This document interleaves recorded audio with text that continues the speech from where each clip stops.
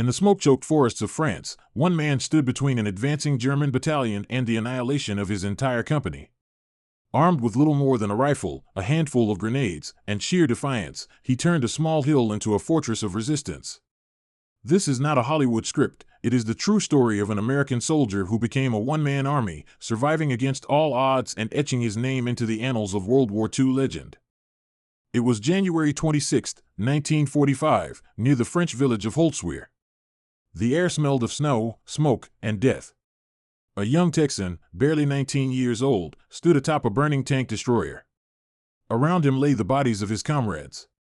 Before him advanced 2 companies of German infantry, over 250 soldiers supported by 6 tanks. He had a choice: retreat and live, or hold the line alone. He chose to stand. For the next hour, this single soldier would become an army unto himself, directing artillery, firing machine guns, and turning the tide of battle. His name was Audie Murphy, and his story defies belief, yet it's just one of many incredible tales of solo survival from World War II. What does it take for one man to face hundreds? How does a soldier, surrounded and outnumbered, not only survive but prevail? This is the anatomy of courage under fire, the psychology, tactics, and sheer determination that transformed ordinary men into legendary one-man armies. Chapter 1: The Making of a Lone Warrior. The Crucible of Upbringing.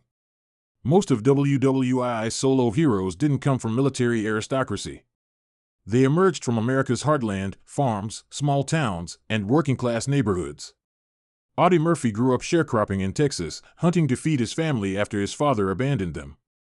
Alvin York, another legendary figure, was a pacifist from the Tennessee mountains who initially sought conscientious objector status. These men shared something crucial: they understood survival long before they saw combat. Military training, more than just drill. Basic training in World War II America emphasized marksmanship above all else. Soldiers spent hundreds of hours on the rifle range. The Army's Train Fire program taught not just shooting at stationary targets, but leading moving targets, estimating range, and firing from various positions. This training would prove invaluable. But beyond shooting, these future heroes absorbed something less tangible: small unit tactics. They learned how to use terrain, how to create fields of fire, and most importantly, how to think independently when communications failed and commanders fell. The psychological profile. Research on Medal of Honor recipients reveals common traits: extraordinary situational awareness, rapid decision-making ability, and what psychologists call adaptive fear, the capacity to channel terror into heightened focus. These men weren't fearless, they were fear managers. In interviews after the war, many described entering a state of hyper-awareness during combat, where time seemed to slow and details became extraordinarily clear. Chapter 2: The Perfect Storm, Conditions that Enabled Solo Survival. Terrain, the great equalizer. Geography often dictated who could fight alone successfully. Dense forests like the Hergenwald or hedgerow country in Normandy neutralized numerical advantages. One soldier could defend a narrow pass, a bridge, or a ridgeline against dozens. Consider the case of Lieutenant John R. Fox in Italy, 1944. Surrounded in a small stone house in Samacolonia, he used the building's sturdy construction as a fortress, directing artillery onto his own position when the Germans finally overran it, sacrificing himself to save his unit. Weather's unpredictable mercy. Fog, snow, rain, and darkness became unexpected allies. On December 16, 1944, during the Battle of the Bulge, Private First Class Desmond Doss, a medic and conscientious objector, single-handedly lowered 75 wounded soldiers down a cliff face at Hacksaw Ridge under constant fire. Thick mist and darkness provided just enough cover for his repeated trips. Similarly, Audie Murphy's famous stand occurred during a snowy afternoon when visibility was poor enough to conceal his true numbers. Enemy psychology, the illusion of force. German soldiers, despite their training, often fell victim to a fundamental military principle: it's difficult to accurately assess enemy strength. A single well-placed machine gunner firing from multiple positions could simulate an entire squad. By constantly moving along a prepared defensive line, even if that line was just 50 yards, a solo defender created the impression of multiple fighters. Chapter 3: The Tactical Playbook, How One Fights Many. The Art of Deception. Successful lone defenders mastered psychological warfare. They'd fire a few rounds from one position, then sprint to another location before return fire arrived. They'd use captured enemy weapons to vary the sound of their fire. Some would even shout orders to imaginary soldiers: Johnson, cover the left flank. Thompson, grenades ready.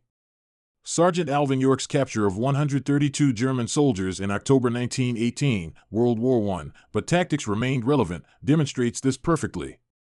After his patrol was pinned down and most killed, York worked his way behind German machine gun positions. Using his exceptional marksmanship, he picked off gunners one by one. When a German officer led a bayonet charge, York, a champion turkey shooter back home, calmly shot them in order, starting with the rear soldiers so those in front wouldn't immediately notice.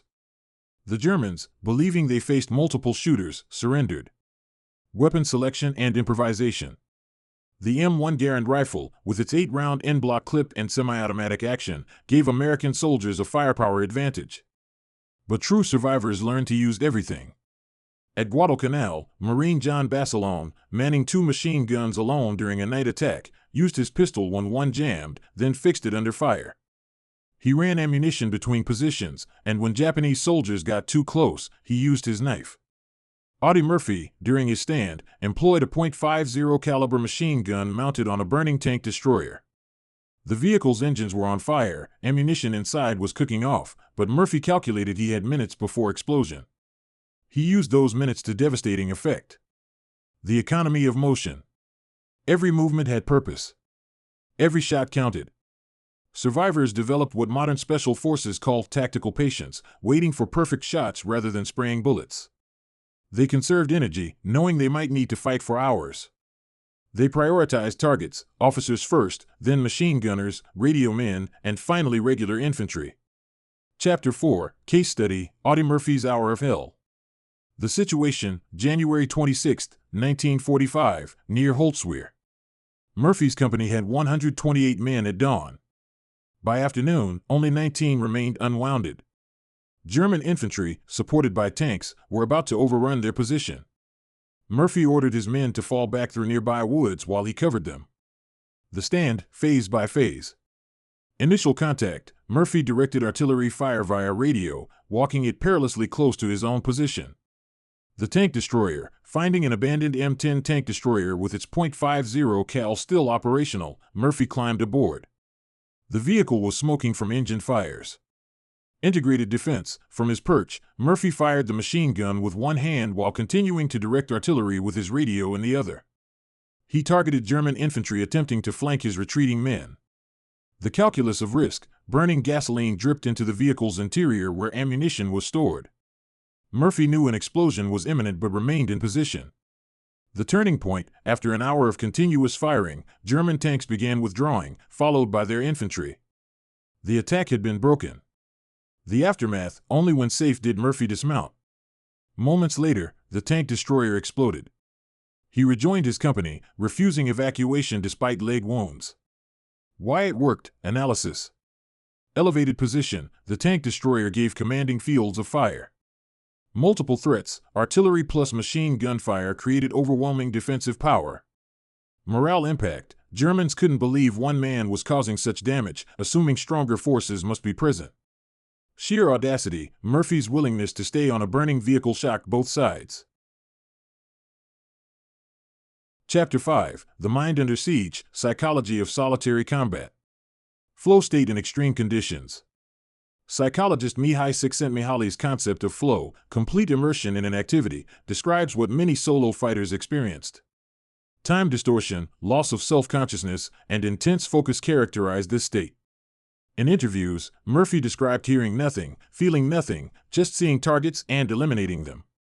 The will to live versus the acceptance of death. Paradoxically, many survivors report that accepting the possibility of death freed them to fight more effectively. Without worrying about survival, they could make tactically optimal decisions.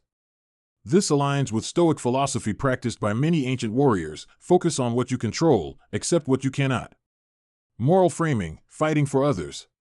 Nearly all Medal of Honor citations for solo actions mention protecting comrades. This other-oriented motivation appears crucial. When asked why he didn't retreat, Murphy simply said, "They were killing my friends." Chapter 6, After the Bullets Stop, Survival's Aftermath. Physical toll.